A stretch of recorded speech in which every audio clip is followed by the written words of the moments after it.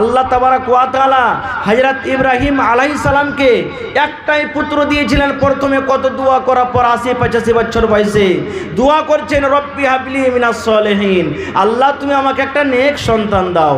আল্লাহ রাব্বুল আলামিন দোয়া কবুল করলেন, আল্লাহ খুশখবরি দিয়ে দিলেন। আল্লাহ বলছেন, হে ইব্রাহিম যাও, আমি তোমাকে একটা চালাক, হুঁশিয়ার, চতুর ছেলে দান করলাম। সেই ছেলেকে হুকুম করা হলো, হযরত ইব্রাহিম আলাইহিস সালামকে হুকুম করা হলো তাকে কুরবানি করতে হবে। তো বলেন, মানুষের স্ত্রী সবচেয়ে ভালো, এবং স্ত্রীর পর যখন ছেলে দুনিয়াতে জন্মগ্রহণ করবে তো স্ত্রীর চাইতে ছেলেটা ভালো হয় কি হয় না? তাকে বেশি ভালোবাসি না বাসি না? সেই ছেলেটাকে আমরা মহব্বত করি কি করি না? কিন্তু ৮০-৮৫ বছর বয়সে আল্লাহ তাবারাক ওয়া তাআলা একটা সন্তান দিলেন, এত প্রিয় সন্তান। আল্লাহ পরীক্ষা করছেন যে ইব্রাহিম তুমি তোমার সেই সন্তানকে বেশি ভালোবাসো কি আমাকে বেশি ভালোবাসো? যাও তুমি সেই ছেলেকে আমার রাহে কুরবানি করো। কুরবানি করতে গেছিলেন না জাননি? জোরে বলেন, গেছিলেন?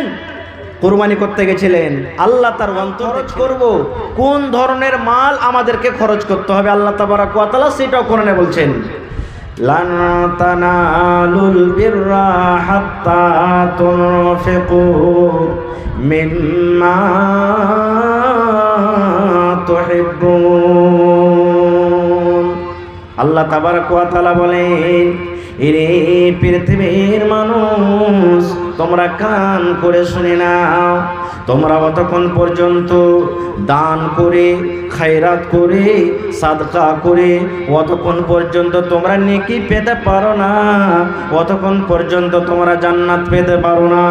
অতক্ষণ পর্যন্ত আল্লাহ তাবারাক ওয়া তাআলা বলেন, দুনিয়ার মানুষ তোমরা শুনে নাও, তোমরা মসজিদে দান করলে, মাদ্রাসাতে দান করলে, ফকিরকে দান করলে, তোমরা মিসকিনকে দান করলে, দান করে দেওয়া বড় কথা নয়।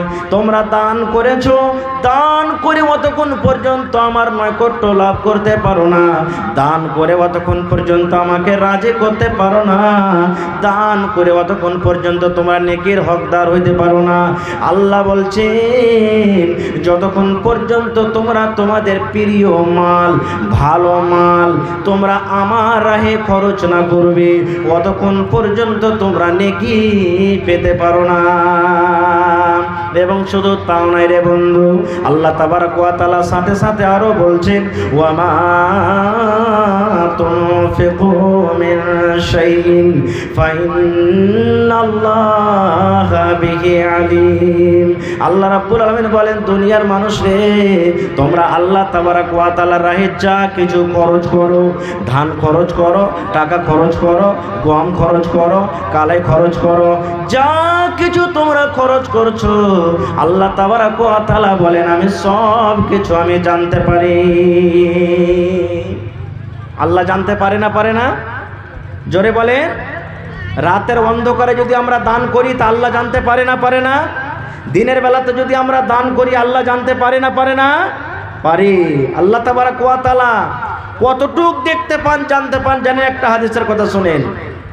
আল্লাহ রাসূল সাল্লাল্লাহু আলাইহি ওয়াসাল্লাম বলেছেন, একটা কালো পাহাড় আছে, একটা কালো পাহাড়, শুধু পাহাড়টা কালো নয়, এই যে রাতটা হলো কালো, ঘুট ঘুট ঘুট ঘুট করছে, কালো রাত।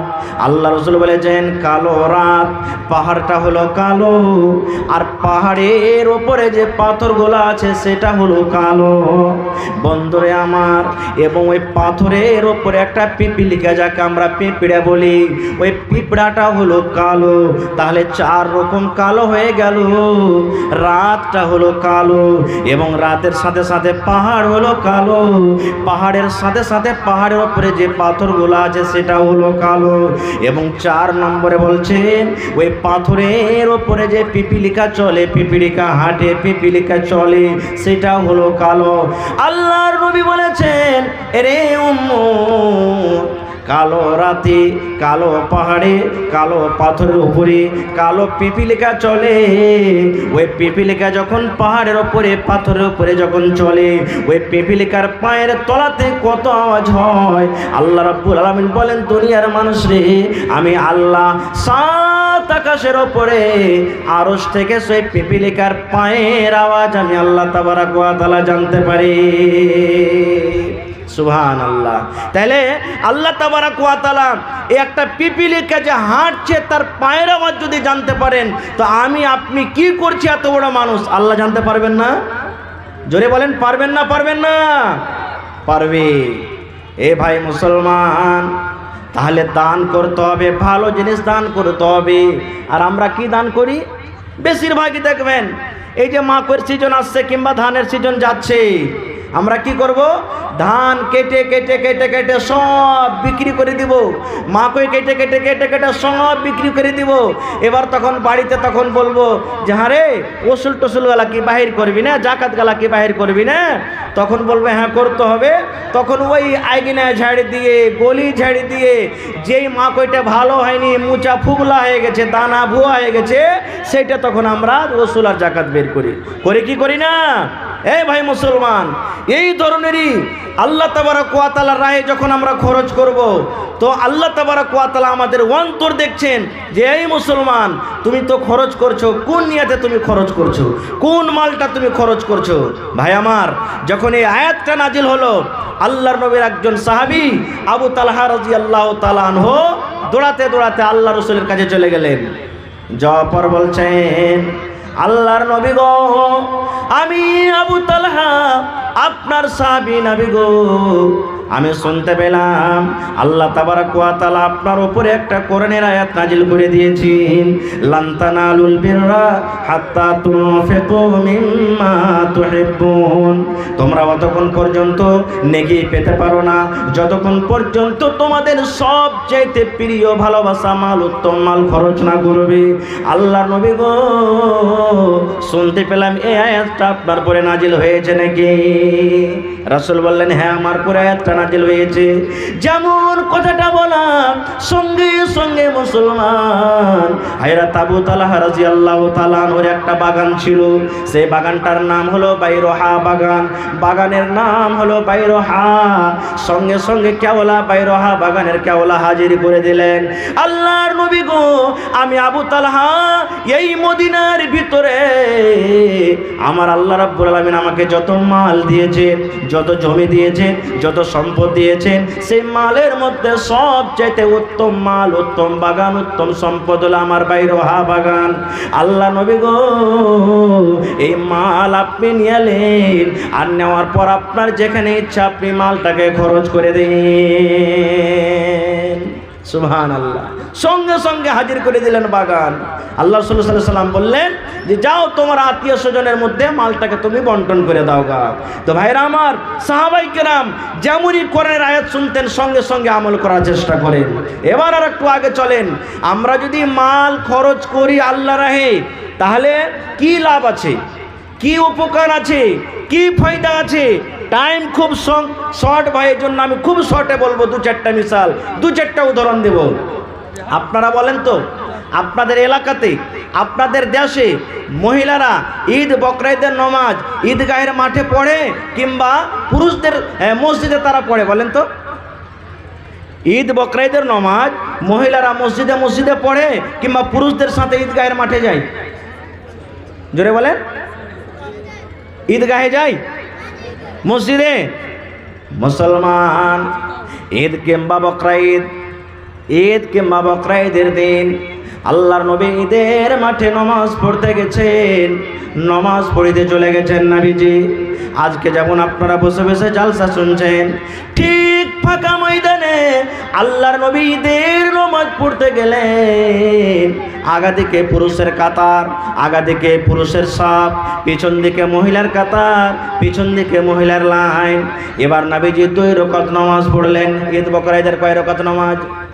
জোরে বলেন। 2 রাকাত নামাজ। নামাজের পর খুতবা হয় কি হয় না? হয়। আজকে আমি মাইকে কথা বলি, 1 কিলোমিটার পর্যন্ত আওয়াজ যায়, কিন্তু আল্লাহর নবীর যুগে মাইক ছিল না, মুখে নবীজি ওয়াজ শুরু করলেন, নসিহত শুরু করলেন। এইবারে নবীজি জানতে পারলেন পিছন দিকে মহিলার দল, পিছন দিকে মহিলার কাতার, আমার আওয়াজ তাদের কাছে পৌঁছে না। নবীজি পুরুষদের লাইনটাকে চিরে চিরে, কাতারকে চিরে চিরে চিরে চিরে চিরে নবী চলে গেলেন মহিলার কাছে। ওই যে পিছন দিকে মহিলারা বসে আছেন। এবার নবীজি ওয়াজ শুরু করে দিলেন।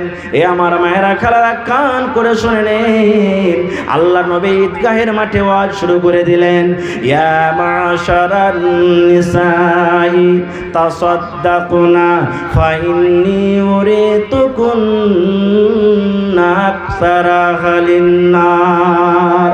ঈদগাহের ময়দানে নবী ওয়াজ শুরু করে দিলেন, ইয়া মাশারান নিসাই, এ মহিলার দলেরা, এ নারীর দলেরা, ওরে আল্লাহর বান্দিরা, তোমরা দান করো, তোমরা সাদকা করো, তোমরা খায়রাত করো। নবী বলছেন কেন না, ফাইন্নী উরিতুকুন্না আকসারা লিন-নার। আল্লাহ তাবারক ওয়া তাআলা মেরাজের রাতে আমাকে বললেন, নবী গো, আমি আপনার উম্মতের জন্য জান্নাত তৈরি করেছি, যান একটু জান্নাতটা আপনি দেখেছেন।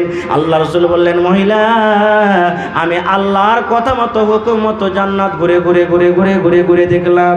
তারপর রব্বুল আলামিন আমাকে বললেন, এই মুহাম্মদ, আপনার গুনাহগার পাপী বান্দার জন্য আমি জাহান্নাম তৈরি করেছি, যান একটু আপনি জাহান্নামটা দেখলেন। আল্লাহ রাসূল বললেন, মহিলা, আমি যখন জাহান্নাম দেখতে গেলাম, সুবহানাল্লাহ, ওই জাহান্নামের ভিতরে, জাহান্নামের আগুনে শুধু মহিলাকে আমি দেখলাম, মহিলাকে দেখলাম, নারীকে দেখলাম। বেশিরভাগ নারীরা জাহান্নামের আগুনে পুড়ে পুড়ে কাঁদছে, জাহান্নামের আগুনে পুড়ে আছে, বলছে আল্লাহ বাঁচাও, মা মরে গেলাম, মা মরে গেলাম, আল্লাহ বাঁচাও, আর জাহান্নামের আগুন সইতে পারি না, সহ্য করতে পারি না রব্বুল আলামিন, আল্লাহ তুমি বাঁচিয়ে নাও, বাঁচিয়ে নাও। আল্লাহ রাসূল বললেন, রে মহিলার দল, আমি তোমাদেরকে জাহান্নামের আগুনে দেখলাম, বেশিরভাগ তোমরা জ্বলছে পড়ছো। নবীর কথাটা শুনে ফাকুলনা ওয়া বিমা ইয়া রাসূলুল্লাহ, মহিলারা আল্লাহর নবীকে প্রশ্ন করে দিলেন, আল্লাহর নবী গো, আপনি বললেন মহিলাদেরকে জাহান্নামের আগুনে দেখলাম, নারীদেরকে জাহান্নামের আগুনে দেখলাম, তারা জাহান্নামের আগুনে পড়ছে। আল্লাহর নবী গো, দয়া করে একটুখানি আপনি বলেন তো, মহিলারা কোন এমন পাপ করে গো নবীজি, নারীরা কোন এমন গুনাহ করে, কোন এমন পাপ করে, কোন এমন গুনাহ করে গো নবীজি, সেই গুনার কারণে, পাপের কারণে আপনি মহিলাদেরকে জাহান্নামের আগুনে দেখলেন। নবী দয়া করে বলে দেন, সেই পাপগুলো কি, গুনাহগুলো কি, কোন পাপের কারণে আল্লাহ নারাজ হয়ে নারীদেরকে জাহান্নামের আগুনে দিয়েছেন। আল্লাহ রাসূল সাল্লাল্লাহু আলাইহি ওয়াসাল্লাম বললেন, ও মহিলার দলেরা, তোমরা শুনো গো, মাত্র দুটা গুনার কারণে, মাত্র দুটা পাপের কারণে আমি তাদেরকে জাহান্নামের আগুনে দেখলাম। এক নম্বর পাপ, এক নম্বর গুনাহ নবী বললেন তুকসিরুনাল লাআনা, দুই নম্বর গুনাহ হলো ওয়া তাকফুরুনাল আশির। এক নম্বর গুনাহ নবী বললেন তারা বেশি বেশি করে লাআনতান করে, এবং দুই নম্বর গুনাহ নবী বললেন তারা নিজের স্বামীর মালের নাশুকরি করে, স্বামীর শুকরিয়া আদায় করে না, স্বামীর মালের নাশুকরি করে, স্বামীর নাশুকরি করে। এই দুটা গুনার কারণে আমি নবী তাদেরকে জাহান্নামের আগুন আমি দেখলাম। নারে তাকবীর। দুটা গুনাহ। এক নম্বর গুনাহ কি? লানতান করে। লানতান কাকে বলে? এক দুটা উদাহরণ যেমন ধরেন, আজকে ধরেন জালসা হয়েছে, হঠাৎ কোন দিক থেকে মেঘ চলে এলো, বাতাস চলে এলো, কিংবা আমার কোনো মা, খালা, বোন, দাদি, নানি গম শুকাইতে দিয়েছে, মাকে শুকাইতে দিয়েছে, ধান শুকাইতে দিয়েছে, হঠাৎ কোনো কাম কাজ করছিল বা গোসল করতে গিয়েছিল, হঠাৎ কোন দিক থেকে পানি এসে ভিজে গেল ধান, গালি দেবে, লিপাটি লাগা মেঘ, লিস্সি লাগা মেঘ, এতদিন মেঘটা হয়নি, আজ ধান কটা শুকাইতে দিয়েছি তো মেঘে ভিজিয়ে দিলে। সুবহানাল্লাহ। আল্লাহ রাসূলুল্লাহ সাল্লাল্লাহু আলাইহি ওয়াসাল্লাম বলেন, এটা হাদিসে কুদসি, আল্লাহ বলেন, দুনিয়ার মানুষ রে, লা তাসুব্বুদ দাহার, খবরদার তোমরা জামানাকে গালি দিও না। আল্লাহ রাব্বুল আলামিন বলেন, আনা দাহারুন, আমি হলাম জামানা। আল্লাহ বলেন, পৃথিবীর মানুষ আমার বিনা অর্ডারে, বিনা অনুমতিতে গাছের একটা পাতা পর্যন্ত হিলে না।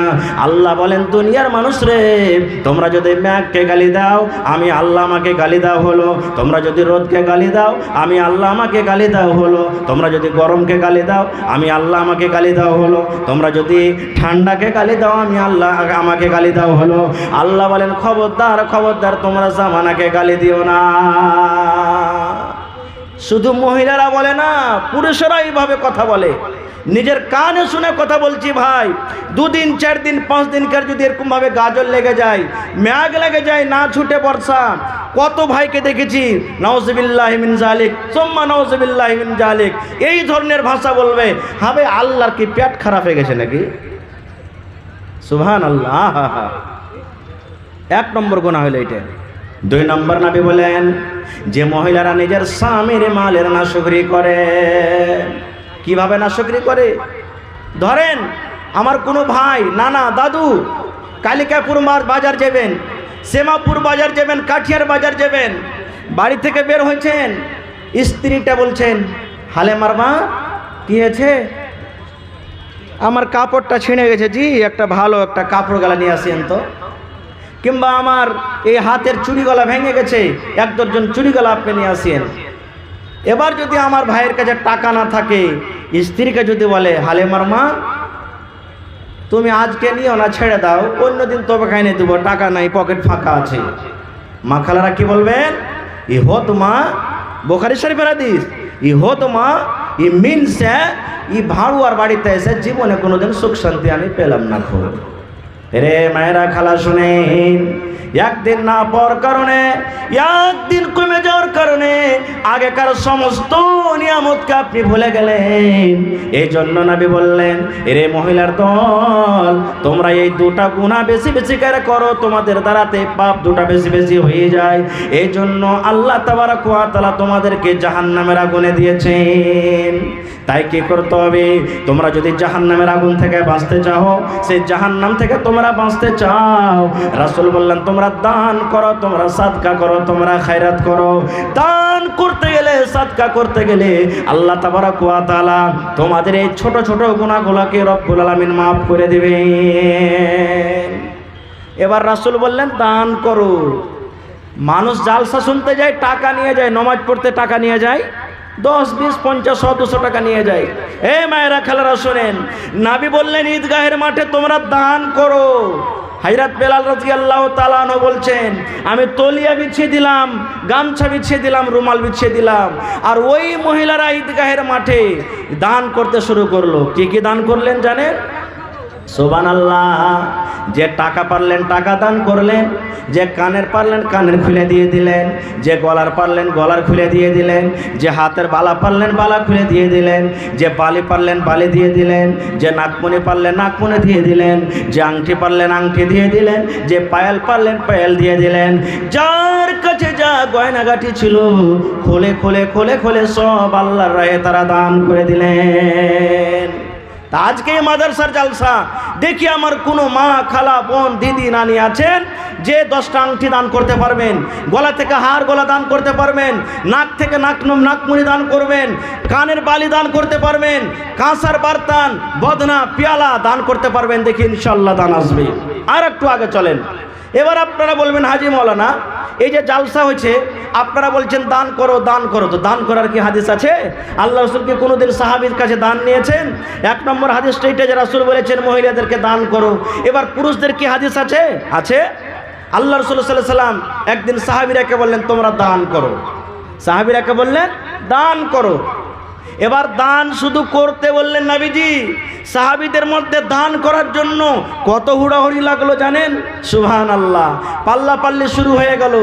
আজকে আমরা পাল্লাপাল্লি করি না, বাহাদুরি দেখায় যে কে কাকে লড়া পারবি, আর বাহাদুরি দেখায় আরে ও এখানটা ও আইসার গাড়ি কিনলে তো আমি সুরজ গাড়ি কিনবো, ও সাফারি কিনলে তো আমি অমুক গাড়ি কিনবো। এই পাল্লাপাল্লি করি। সাহাবায়ে কেরাম পাল্লাপাল্লি শুরু করে দিলেন। হযরত উমর ফারুক মজলিসে ছিলেন, হযরত উসমান বিন আফফান রাদিয়াল্লাহু তাআলা আনহু মজলিসে ছিলেন, হযরত আবু বকর রাদিয়াল্লাহু তাআলা আনহু মজলিসে ছিলেন, বড় বড় সব সাহাবী মজলিসে। এবার উমর ফারুক মনে মনে বলছেন আজ আবু বকরকে দান করে জিতবো। কি বলছেন? আজ আবু বকরকে দান করে জিতবো। কোনোদিন আবু বকরকে দান করে জিততে পারিনি। আল্লাহ রাসূল বলছেন যে তোমরা দান করো। উমর ফারুক মনে মনে বলছেন আজ আবু বকরকে দান করে জিতবো। বাড়ি চলে গেলেন। বন্ধুরে আমার, আব্দুর রহমান বিন আওফ একজন সাহাবী 1000 কিলো খাজুর আল্লাহ নবীর সামনে হাজির করে দিলেন। সুবহানাল্লাহ। কতটি খাজুর? 1000 কিলো খাজুর দান করে দিলেন। এবার হযরত ওসমান বাড়িতে চলে গেলেন। 200 ঘোড়া, 700 উট, 29.5 কিলো চাঁদে, 5.5 কিলো সোনা আল্লাহর নবীর সামনে দান করে দিলেন। আল্লাহর নবী ওই সোনার টাকাগুলোকে এরকম ভাবে উছলাছেন, নবীজি কুদাছেন আর বলছেন, ওসমান রে, আজ থেকে তুমি যা করবে বাবা আল্লাহ তোমাকে মাফ করে দিবে। নবীজি ওই টাকাগুলো এরকম ভাবে উছলাছেন আর বলছেন, ওসমান রে, আজ থেকে তুমি যা করবে বাবা আল্লাহ তোমাকে মাফ করে দিবে, যা করবে বাবা আল্লাহ তোমাকে মাফ করে দিবে। নবীজি এরকম ভাবে বলছেন। এবার হযরত উমর ফারুক বাড়ি চলে গেলেন।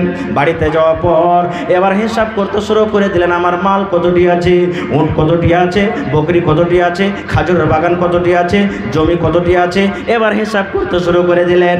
হিসাব করতে করতে মুসলমান ও হযরত উমর রাদিয়াল্লাহু তাআলা আনহু যখন হিসাব করা শেষ হয়ে গেল, সমস্ত মালকে 2 ভাগ করে দিলেন। 1 ভাগ আল্লাহর নবীর সামনে হাজির করে দিলেন, 1 ভাগ উমর ফারুক বাড়িতে রাখলেন। তো ভাইরা আমার, এবার হযরত উমর ফারুক মালকে 2 ভাগ করলেন, 1 ভাগ বাড়িতে রাখলেন, 1 ভাগ কোথায়? জোরে বলেন। আল্লাহ নবীর সামনে কোথায় দিলেন? 1 ভাগ। এবার হযরত আবু বকর রাদিয়াল্লাহু তাআলা আনহু বাড়ি চলে গেলেন। বিবিকে বলছেন, বাড়িতে কিছু আছে? নবী বলছেন, দান করতে হবে। বিবি বলছেন, স্বামী গো, বাড়িতে কিছু নাই, মাত্র 100 মানে 2.5 কিলো, মোটামুটি 2.5 কেজি কিংবা 3 কেজি মতো যাও কিংবা যাওয়ের আটা আছে, তাছাড়া না স্বামী গো আমার বাড়িতে আর কিছু নাই। বড় সাহাবী হযরত আবু বকর রাদিয়াল্লাহু তাআলা আনহু, নবীদের পর তার মর্যাদা, তার রুতবা, তার মার্তাবা, বড় সাহাবী। 2.5 কেজি মাত্র, 100-2.5 কেজি যাও কিংবা যাওয়ের আটা বাড়িতে। লজ্জা লেগে গেল। আল্লাহ, হযরত উমর ফারুক এত মাল দান করলেন, উসমান এত দান করলেন, আব্দুর রহমান বিন আওফ এত দান করলেন, আর আমি মাত্র 100 নিয়ে যাব। এবার কোনো রকম ঢেকে ওই ঢেরি তেলে এসে ঢেলে দিলেন যাতে কেউ জানতে না পারে। এবার নবীজি হাজিরি শুরু করে দিলেন। আব্দুর রহমান, তুমি কি দিয়েছো বাবা? বলছে, নবীজি আমি আব্দুর রহমান এত কেজি খাজুর দিয়েছি। ওসমান, তুমি কি দিয়েছো বাবা? নবীজি আমি এত জিনিস দিয়েছি। এবার নবীজি উমরকে বলছেন, উমর তুমি কি দিয়েছো বাবা? বলছে, নবীজি আমি মালকে 2 ভাগ করেছি। 2 ভাগ করে নবী গো, 1 ভাগ আমি বাড়িতে রেখেছি, 1 ভাগ আপনার সামনে হাজির করে দিয়েছি। এবার নবীজি আবু বকরকে বলছেন, আবু বকর তুমি কি দিয়েছো বাবা? বন্ধুরে, আবু বকর রাদিয়াল্লাহু তাআলা আনহু এমন ভাবে উত্তর দিলেন, কিয়ামত পর্যন্ত এরকম মায়ের লাল দুনিয়াতে এসেছে না আসবে। দেখেন হযরত আবু বকর বলছেন, নবীজি আমি আল্লাহর কসম করে বলি গো নবীজি, আল্লাহ এবং আল্লাহ রাসূলকে বাড়িতে রেখে আমার বাড়িতে যা ছিল সব আল্লাহর আমি হাজির করে দিয়েছি। বলছেন, নবীজি আমি আবু বকর আল্লাহ এবং আল্লাহ রাসূলকে বাড়িতে রেখে আমার বাড়িতে যা কিছু ছিল সব আমি আল্লাহর হাজির করে দিয়েছি। সুবহানাল্লাহ। হে ভাই মুসলমান, দেখেন সাহাবায়ে কেরাম কি ছিলেন। আর একটা হাদিস শুনেন, আল্লাহ রাসূল সাল্লাল্লাহু আলাইহি ওয়াসাল্লাম বলেছেন, ইমরাতুন ফাহিশা, একটা বেশ্যা নারীর কথা বলেছেন রাসূল। একটা রান্ডি, যাকে আমাদের ভাষাতে বলি বেশ্যা, জেনা ব্যভিচার করে বেড়াইতো, ব্যবহার চরিত্র তার খারাপ ছিল। গরমের টাইম, গরমের সময় রাস্তা দিয়ে হেঁটে চলে যাচ্ছে, হাঁটছে, রাস্তা দিয়ে হাঁটছে। গরমে মানুষকে পিপাসা লাগে না? লাগে না? জোরে বলেন, লাগে। এবার রাস্তা দিয়ে হাঁটতে হাঁটতে তাকে পিপাসা লেগেছে। এবার পানি পান করবে। এ যুগের মতন তো টিউবওয়েল ছিল না, যেখানে সেখানে কুয়া ছিল, ইন্দারা ছিল আগে। এখন নেই। 10-15 বছর থেকে এইদিকে আপনার টিউবওয়েল হয়েছে। 15 বছর 20 বছর আগে বেশিরভাগ মানুষ কুয়া, ইন্দারা ব্যবহার করত। তো রাস্তাতে একটা ইন্দারা পেয়েছে, কুয়া পেয়েছে। এবার পানি তুলবে, তাহলে পান করবে। এবার পানি তোলার জন্য বালতিও নাই, রশ্মিও নাই। বিনা রশ্মিতে, বিনা বালতিতে কুয়া থেকে পানি তোলা হবে? হবে না। এবার কি করবে? আল্লাহ রাসূল সাল্লাল্লাহু আলাইহি ওয়াসাল্লাম বলেছেন, তার শরীরে একটা দোপাট্টা ছিল, ওড়নি ছিল। সেই ওড়নি নদীকে ডোল করে রস্যি করে বন্ধুরে কোন রকম অল্প অল্প করে পানি যেমনই উঠালছে। পানি যখনই উঠালো সুবহানাল্লাহ, পানি পান করতে যাবে, হঠাৎ করে একটা কুকুর কোন দিক থেকে এসে পানি পান করব বলে, কুকুরকে এত পিপাসা লেগেছে, এত তেরসা লেগেছে কুকুরকে, কুকুরটা হাঁপছে, জিহ্বা বের করে দিয়েছে। যখন মানুষকে পিপাসা লেগে যায়, মানুষের দিলটা শুকিয়ে যায়, কলিজা শুকিয়ে যায়, পানি পান করার জন্য মানুষ মোটা মোটা শ্বাস ছাড়ে। ঠিক সেই মহিলা বলছেন, আল্লাহ নবী সাল্লাল্লাহু আলাইহি ওয়াসাল্লাম বলেছেন যে সে কুকুরটা পানি পান করার জন্য, কুকুরকে এত পিপাসা লেগেছে, পানি পান করার জন্য জিহ্বা বের করে দিয়েছে। এবার মহিলাটা বলছেন, আল্লাহ জীবনে কত আমি ব্যভিচার করেছি, জীবনে কত জেনা করেছি রব্বুল আলামিন, আমি জানি না আল্লাহ কত পাপ করেছে, কত গুনাহ করেছে। আল্লাহ একটা কুকুর, একটা জানোয়ার আমাকে যখন পিপাসা লেগে যায়, মানুষকে যখন পিপাসা লাগে, মানুষ কত কষ্ট পায়, কত ব্যথা হয়। ঠিক কুকুরকে পিপাসা লেগেছে, কুকুরটা পানি পান করতে পারবে না, এই কুয়া থেকে পানি তুলতে পারবে না, পানি যদি তুলে না পান করতে পারে কুকুর মরে যাবে। এই জন্য সেই মহিলাটা বাবা চিন্তা করে বলছে, রব্বুল আলামিন আমি সেই কুকুরকে পানি পান করাবো, আল্লাহ তার বিনিময়ে তুমি আমার জীবনের গুনাহকে আল্লাহ মাফ করে দিও। এই মুসলমান, জীবনের মাপ বীর কারণে জীবনের যত পাপ হয়েছে, গুনাহ হয়েছে, সেই গুনার মাপের কারণে সেই মহিলাটা এবার কুয়া থেকে পানি তুললো। পানি তোলার পর এই গোল্লা দিয়ে এড়ি দিল, একটা একটা কিছু কোনো গর্ত করলো, গর্ত করে দেওয়ার পর সেই গর্ততে পানি ঢেলে দিল। আল্লাহর নবী বলেছেন সেই কুকুর পানি পান করে চেটে চেটে চেটে চেটে চেটে চেটে পানি পান করে যখন তার পিপাসা মিটে গেল, যখন তার পিপাসা ঠান্ডা হয়ে গেল, তারপর রাসূল বলছেন, দুনিয়ার মানুষ রে, ওই মহিলাটা ব্যভিচার করত, জিনা করত, শুধুমাত্র একটা কুকুরকে পানি পান করার জন্য রব্বুল আলামিন তার জীবনের গুনাহকে আল্লাহ মাফ করে দিলেন। এই মুসলমান শুনেন হাদিসের কথা, আল্লাহ নবী বলেছেন, আমার মাওলানারা বসে আছেন, জিজ্ঞাসা করবেন যদি কোনো কুকুর বার্তানে মুখ দিয়ে দেয়, ভাতে মুখ দিয়ে দেয়, গামলাতে মুখ দিয়ে দেয়, রুটিতে মুখ দিয়ে দেয়, রাসূল বলেছেন ভাতে মুখ দিয়েছে, ভাতটা তুমি ফেলে দাও, কুকুরে মুখ দিয়েছে, রুটিতে মুখ দিয়েছে, রুটিটা ফেলে দাও। আল্লাহর রাসূল বলেছেন যদি হাঁড়িতে মুখ দেয়, বার্তানে মুখ দেয়, তুমি 7 বার তুমি ধোও, 6 বার এমনি এমনি তুমি ধুয়ে নাও, আর একবার রাসূল বলছেন তাকে সুন্দর করে মাটি দিয়ে ছাই দিয়ে তুমি মাঞ্জু। 7 বার ধুতে বলেছেন। কুকুর এত নাপাক জানোয়ার, কুকুর এত নাপাক জানোয়ার, বার্তানে মুখ দেওয়ার কারণে যদি 7 বার সেই বর্তনটাকে ধুতে হয়, এরকম নাপাক জানোয়ারকে যদি পানি পান করায় গুনাহ মাফ করে আল্লাহ জান্নাতি করতে পারেন। এরে মুসলমান, এই মাদ্রাসার জালসা যেখানে মুসলমানের ছেলেরা পড়ে, যেখানে মুসলমানের মেয়েরা পড়ে, যেখানে কোরআনের তালিম হয়, যেখানে হাদিসের তালিম হয়, যে জায়গাতে আল্লাহ এবং আল্লাহ রাসূলের কথা হয়, বলেন সেই জায়গাতে সেই কোরআনের জন্য, সেই হাদিসের জন্য, সেই ছেলে মেয়ের জন্য যদি আপনি দান করেন, বলেন আল্লাহ আপনার গুনাহ মাফ করবেন কি করবেন না? করবেন, ইনশাআল্লাহ করবে।